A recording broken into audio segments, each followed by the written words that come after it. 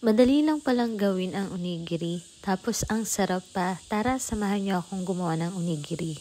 Kailangan lang na may lalagyan kayo tulad nito na pa-triangle tsaka pahaba. At nabibili to sa Amazon.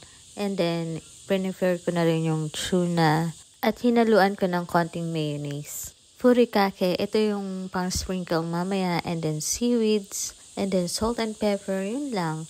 Tapos ihanda na natin yung kanin. Dun sa kanin, pwede nyo namang haluan ng sesame oil or konting meringue para mas malasa siya. Pero okay na sa akin yung plain lang. And then tinap ko na rin yung tuna and then yung kanin ulit. Tapos prines ko lang siya. Tapos nilagyan ng seaweed. Tapos nag-sprinkle lang ako ng furikake dito sa may platito. Tapos ayan, ginulong-gulong ko lang yung mga na-shape ko na pa-triangle na onigiri.